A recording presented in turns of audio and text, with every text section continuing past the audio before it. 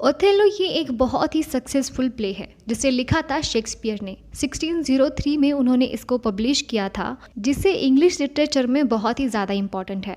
ये एक ट्रेजेडी है। ट्रेजेडी यानी कि क्या, एक ऐसा दुखद प्ले जिसमें हर बार हीरो की नहीं तो किसी न किसी मेन कैरेक्टर की इसमें मौत हो जाती है और इसी के साथ ये प्ले वहीं पर ख़त्म हो जाता है। तो ज़्यादा टाइम वेस्ट ना करते हुए लेट्स बिगिन। सबसे पहला कैरेक्टर ओथेलो, जो कि इस कहानी का मेन हीरो है। इसी के इर्द गिर्द ये पूरी कहानी घूमती है। ये एक हबशी है। हबशी यानी कि क्या, एक काला आदमी, और ये एक वैनिश्ड सिटी का गवर्नर है और इसे एक डेस्डेमोना नाम की लड़की से फिर प्यार हो जाता है और यही आगे चलकर उसकी बीवी बन जाती है। लेकिन इस डेस्डेमोना के फादर को इनका ये रिलेशन बिल्कुल भी पसंद नहीं था। अब इस डेस्डेमोना के फादर थे सीनेट के सांसद। उस वजह से डेस्डेमोना के फादर के पास तो पावर थी। उसके फादर का नाम है ब्रोबेंशियो। अब ये ब्रोबेंशियो क्या करता है ये तो हम फिलहाल स्टोरी में देखेंगे। अब 3 कैरेक्टर तो हमने देख लिए। सबसे पहला कैरेक्टर हीरो का है जिसका नाम ओथेलो है। ओथेलो की बीवी डेस्डेमोना, डेस्डेमोना के फादर ब्रोबेंशियो। और एक साइड कैरेक्टर देख लेते हैं कासियो नाम का। देखिए ये कासियो जो है ना, ये इस हीरो का एक फ्रेंड है जो कि इसी के अंडर एक सोल्जर की तरह उसकी टीम में काम करता है। और एक कैरेक्टर है मोंटानियो, ये एक साइप्रस का गवर्नर है। अब चलिए बात करते हैं इस कहानी के विलन की। यहाँ पर इस कहानी का विलन है इयागो। इस इयागो की बीवी का नाम है एमिलिया। और एक इम्पॉर्टेंट कैरेक्टर है जिसका नाम है रॉड्रिगो। ये जो रॉड्रिगो है इसे डेस्डेमोना से प्यार था, लेकिन इस डेस्डेमोना को तो अब ये ओथेलो पसंद आ चुका था और उसी वजह से डेस्डेमोना ने इस ओथेलो के साथ भागकर शादी कर ली। उस वजह से ये रॉड्रिगो बहुत ही नाराज था, लेकिन ये एक नोबल मैन था। उस वजह से ये इयागो इस रॉड्रिगो से जाकर बोलता है कि तुम बिल्कुल भी टेंशन मत लो रॉड्रिगो, मैं तुम्हारी पूरी मदद करूंगा डेस्डेमोना से मिलवाने के लिए। उस वजह से ये रॉड्रिगो इस इयागो की बातों में आ जाता है। अब इयागो का ये कहना क्यों है, अब देखिए इयागो का ये कैरेक्टर है कि इयागो को इस ओथेलो का मेन आदमी बनना था, लेकिन अब जबकि इस ओथेलो ने उसके सोल्जर का पद इस कासियो को दे दिया, उस वजह से इस इयागो की इस कासियो से पर्सनली दुश्मनी बन गई, क्योंकि उसे तो उसकी जगह चाहिए थी जो कि अब कासियो की थी। उस वजह से उसे ओथेलो का ये भी गुस्सा था कि उसने ऐसा क्यों किया, और कासियो का भी गुस्सा था क्योंकि वो उसकी जगह पर है जिसे इसे हासिल करना था। उस वजह से इस इयागो को इस रॉड्रिगो के कैरेक्टर में बहुत दिलचस्पी है। इन शॉर्ट अगर बताओ तो इयागो एक बहुत ही शातिर किस्म का आदमी है जिसे अच्छी खासी तरीके से पता था कि इस ओथेलो से किस तरह से बदला लेना था। अब ये प्लान कर रहा है और बहुत तगड़ी प्लानिंग है इस इयागो की, हम वो आगे देखेंगे ही। अब कहानी के स्टार्टिंग में हमें रॉड्रिगो नजर आता है। ये रॉड्रिगो इयागो से जाकर झगड़ने लगता है कि तुमने तो कहा था कि डेस्डेमोना उसकी हो जाएगी, लेकिन ये डेस्डेमोना तो ओथेलो से शादी कर बैठी है। अब उस वजह से ये रॉड्रिगो बहुत ही ज़्यादा परेशान हो जाता है और आकर बैठ जाता है इस डेस्डेमोना के घर के सामने। इयागो भी वहीं पर था, तो इयागो से एक मशवरा देता है कि क्यों ना तुम डेस्डेमोना के फादर को जाकर भड़का दो कि इस डेस्डेमोना को इस ओथेलो नाम के एक लड़के ने ज़बरदस्ती से शादी की, ताकि डेस्डेमोना के फादर फिर इस शादी से गुस्सा हो जाएंगे और डेस्डेमोना को वापस लाएंगे। रॉड्रिगो को भी ये बातें सच लगने लगी थी, शायद ही ऐसा हो सकता है। अब ये दोनों भी जाकर बाहर से जोर जोर से ब्रोबेंशियो के नाम से चिल्लाते हैं, देखो ब्रोबेंशियो, तुम्हारी बेटी को एक ओथेलो नाम के लड़के ने जबरदस्ती से शादी की और उसे वो यहाँ से ले गया। ब्रोबेंशियो तो ठहरा एक सांसद का सीनेट, उस वजह से उसके पास तो बहुत ज़्यादा पावर थी। वो सांसद के सामने अपनी बात रख सकता था, किंग के सामने भी इस बात को जाकर रख सकता था, जिस वजह से शायद ही वो उसकी बेटी को वापस लाए। इयागो को अपने गवर्नर ओथेलो की अच्छे से चापलूसी करनी आती थी। तभी ये इयागो ओथेलो को जाकर भड़काता है कि जनाब डेस्डेमोना के फादर आ रहे हैं और अब वो आपको जाकर किंग के सामने खड़ा करेंगे। ओथेलो को कोई प्रॉब्लम नहीं थी क्योंकि ये डेस्डेमोना खुद से ही आई थी और उन दोनों के फैसले से उन्होंने शादी की थी। ओथेलो के पास भी गवर्नर की पावर थी और साथ ही साथ में डेस्डेमोना का साथ भी था। अब ये सारी बातें ब्रोबेंशियो खड़ी करता है किंग के सामने। किंग को बताता है कि ये ओथेलो मेरी बेटी के साथ जबरदस्ती शादी कर बैठा है। ब्रोबेंशियो की बेटी बहुत ही खूबसूरत थी और उसे ये बात इस वजह से हजम नहीं हो रही थी कि वो क्यों एक हबशी से शादी करेगी। उस वजह से ये उसे कंफर्म था कि उसकी बेटी के साथ कुछ तो ज़बरदस्ती हुई है या फिर उसके साथ कोई जादू टोना हुआ है जो कि किया था उस ओथेलो ने। लेकिन यहाँ पर अपनी बात रखता है कि मैंने कोई जादू टोना नहीं किया था और मैंने कुछ नहीं किया। डेस्डेमोना खुद से आई है और खुद से हम दोनों ने मिलकर शादी की। लेकिन उसी वक्त ब्रोबेंशियो की बेटी डेस्डेमोना वहाँ पर आकर सच्चाई बता देती है कि किस तरह से उसने ओथेलो से खुद से शादी की। उस वजह से ये तो अब जाहिर ही हो चुका था कि ये डेस्डेमोना का खुद का फैसला था और एक तरफ से इस ओथेलो का जो गवर्नर पद है ये किंग के लिए बहुत खास था, क्योंकि अभी अभी वैनिश की ओर से लड़ाई होने वाली थी जिसे ये ओथेलो ही संभालने वाला था, क्योंकि ये तो उसकी पूरी आर्मी का गवर्नर था। उस वजह से अब इस किंग को इस ओथेलो की बात माननी ही पड़ती है। खैर ब्रह्मशियो को ये पसंद नहीं था, लेकिन वो भी बाद में उसे एक्सेप्ट कर लेता है। अगले ही दिन ड्यूक अब इस ओथेलो को बताता है कि वैनिश की ओर से तुर्की ने हमला बोल दिया है, उस वजह से तुम्हें हमारे राज्य को संभालना ही होगा, उस वजह से तुम जाओ और तुर्की को हरा दो। उस वजह से ये ओथेलो अपनी किंग की बात मानकर अब वैनिश की ओर निकल पड़ा समुद्र से। उसके साथ उसकी बीवी भी थी। अब इस लड़ाई की कुछ देर में ही शुरुआत होने ही वाली थी, लेकिन तभी इन्हें पता चलता है कि आगे बहुत ही बड़ा तूफान आया है, जिस वजह से हमें आगे का सफर यहीं पर खत्म कर देना चाहिए। लेकिन उसी वक्त उन्हें मॉन्टेनियो नाम के एक साइप्रस के गवर्नर का मैसेज उन तक पहुंचता है कि आगे की जो भी सैनिक यानी कि तुर्की जो कि अभी अभी हमला कर चुके थे, उनकी सारी फौज इस तूफान की वजह से बर्बाद हो चुकी है।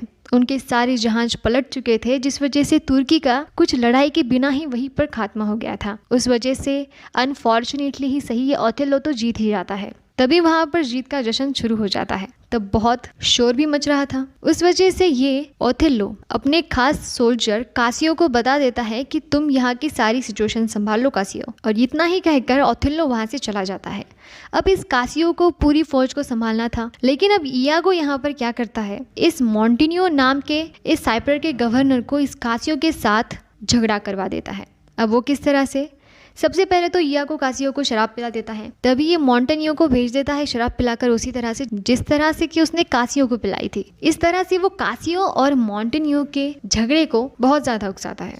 अब इन दोनों का झगड़ा यहाँ पर इतना बढ़ जाता है कि ये दोनों मारपीट करने लगते हैं। उस वजह से बाकी जो सैनिक थे उनके बीच भी शोर मच जाता है।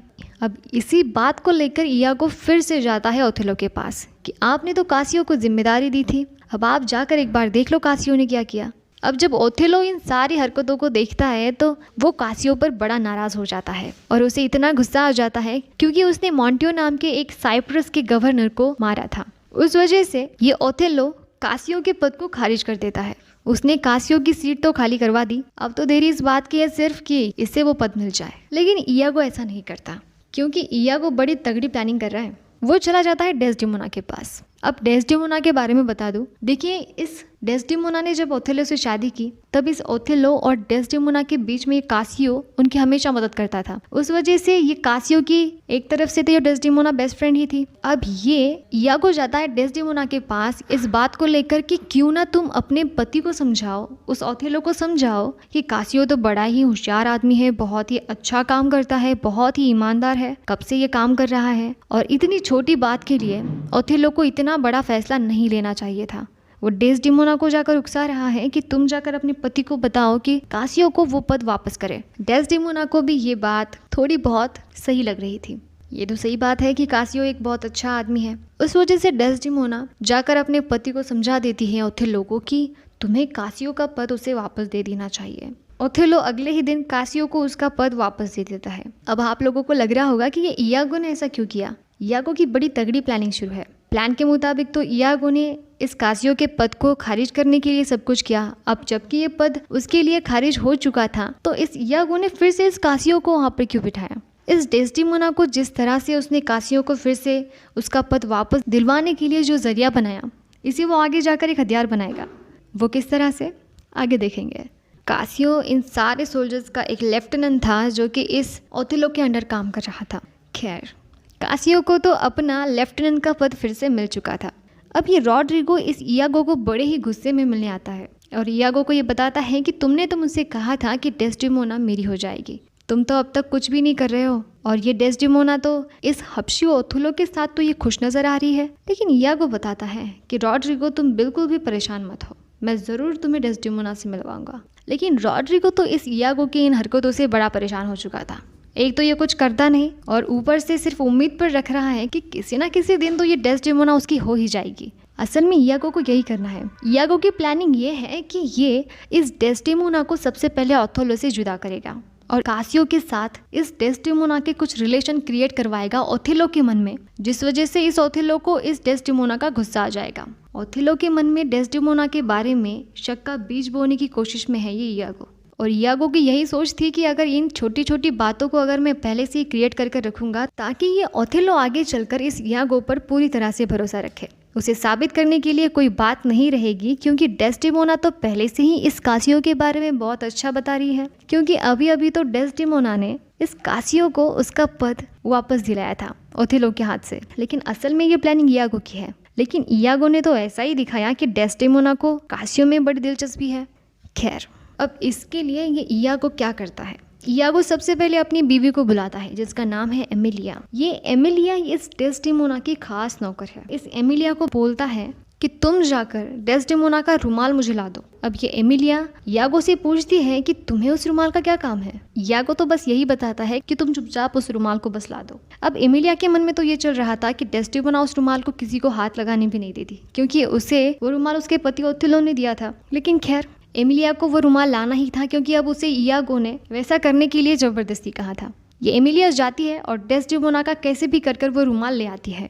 अब इसी रुमाल को ये इयागो जाकर रख देता है कासियो के रूम में और बाद में चल पड़ता है ओथेलो के पास और बताता है ओथेलो को कि डेस्टिमोना कासियो के रूम में जाती है। अब ओथेलो को तो इस बात पर बिल्कुल भी भरोसा नहीं था। उस वजह से अब ये इयागो अपने साथ कासियो के रूम तक इस ओथेलो को ले जाता है। कासियो के रूम में तो उसने पहले से डेस्टिमोना का रुमाल जाकर रख दिया था। अब जब ओथेलो उस रुमाल को देखता है, अब उस वजह से इस ओथेलो को तो ये कंफर्म हो जाता है कि ये डेस्टिमोना उसके साथ धोखा कर रही है। अब उसका रीज़न उसे ये भी लगता है कि मैं एक हबशी हूँ और ये कासियो ठहरा इतना स्मार्ट। उस वजह से इस ओथेलो को बड़ा दुख होता है कि ये डेस्टिमोना उसके साथ ऐसा कर रही है। और दूसरी तरफ से अब इस ओथेलो को इतना ज़्यादा गुस्सा आने लगता है कासियो का कि कासियो ने इसके साथ ऐसा किया। ओथेलो इस इयागो से बड़ा खुश था कि इयागो ने उसके सामने इतनी बड़ी सच्चाई लाकर रख दी जिससे वो अब तक अनजान था। उस वजह से ये ओथेलो इयागो को बोलता है कि जाओ, तुम्हें अभी मैंने लेफ्टिनेंट बना दिया, जाकर उस कासियो को तुम अभी मुझे मार कर दिखाओ।